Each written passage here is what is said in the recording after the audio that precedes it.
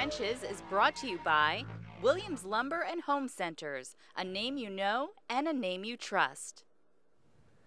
Army football fans, you are now watching In the Trenches, the college football show devoted to the Army Black Knights for the next 30 minutes. It's everything Army. Highlights, interviews, feature stories. It's most definitely a HUA experience. And I'm your host, Christian Farrell. Well, coming off a season-opening win on the road versus Eastern Michigan, there were high hopes at home last weekend to go 2-0 against Duke.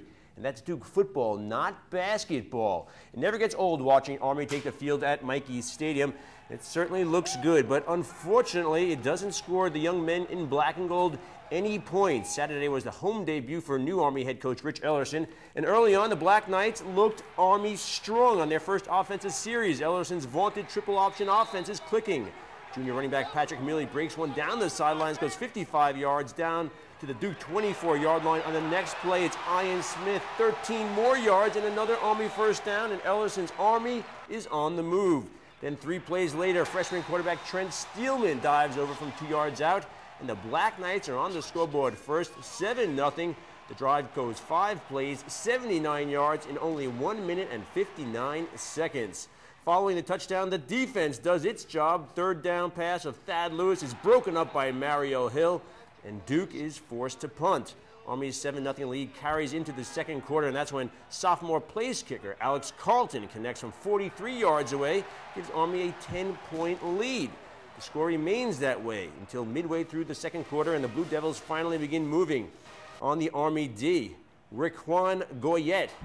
The screen pass goes 22 yards, and they're in Army, deep in Army territory. Duke caps off the 58-yard drive with Lewis finding Connor Vernon in the corner of the end zone for a 14-yard scoring pass.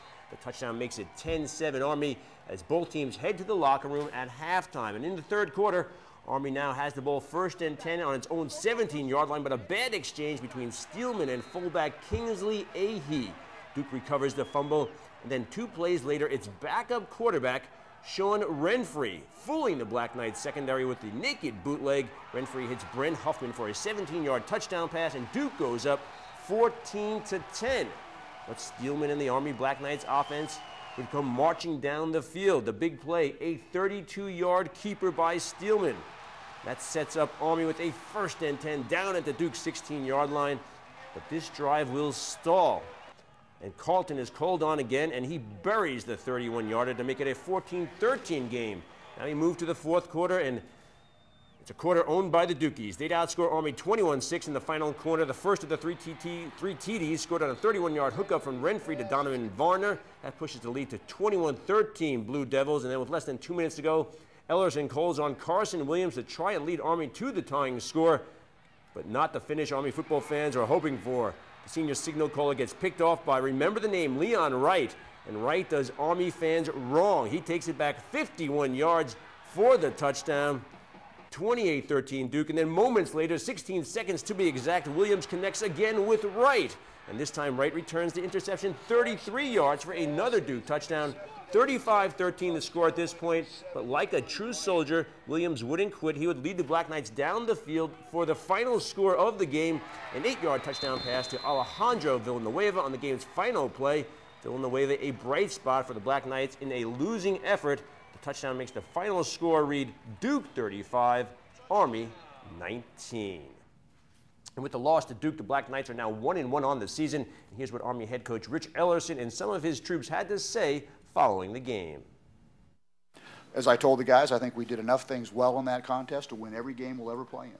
Obviously, we did enough of the other things to lose every week. So we have to make a choice. We have to decide that we can be consistent and precise enough that we can do those. We can continue to grow and do those things right, do those things better, be that precise, dominant football team as opposed to the team that's sometimes on and sometimes off. It's a fragile thing. We're going to be playing gifted people that can hurt you if you're not exactly right all the time, and we were not exactly right when we needed to be.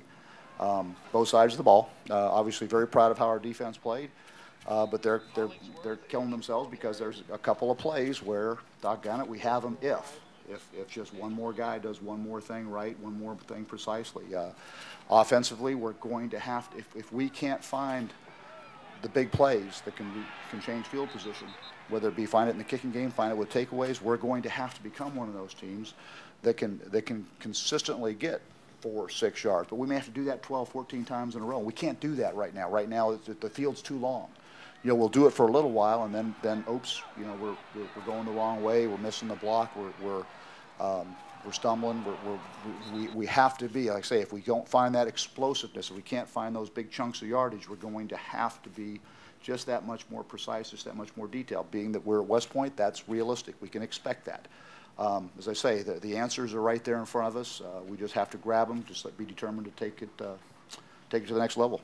As an offense right now, you know, I feel that, you know, we're at where we need to be, but you know, there's room for a lot of improvements. You know, just a couple big plays here and there and you know, we had that game won. But you know, right now things are they're going smoothly for us, and you know, our offensive line's out there working hard, creating things, and you know, it's one of the key to victories. You know, it's a turnover battle, and today we just didn't take care of the ball like we should have. I mean, it's new offense, but we believe in the system. You know, we believe in our coaching staff. So, I mean, the adjustments, it's really nothing to get used to. I mean, we're going to come back next week and just get back to the grind, and that's it. I felt like the game didn't turn really until, you know, right up until the end. I think, you know, I think for a long time there in the second half it was going back and forth, and you know, those interceptions kind of changed it, but you know, that didn't change anything for us. We were still going to come out and fight. Tomorrow we'll come in, watch film, you know, pick it apart, you know, be as critical as we can, because like we said, it's a game of inches, and you know, just go back to work on Tuesday, and you know, maybe it takes, you know, a few players just to step up, you know, call each other out, you know, whatever it takes to get people motivated to, you know, make things change. You know, I mean, we can do it. I mean, we've proved we can win. We just got to keep going back to work and making big things happen. The Black Knights are home again this Saturday when they take on the Ball State Cardinals. We'll preview that contest later in the show. Well, coming up, we'll take one final look at the Black Knights and the Blue Devils. The good, the bad, and the ugly. We'll do it the military way when In the Trenches marches on.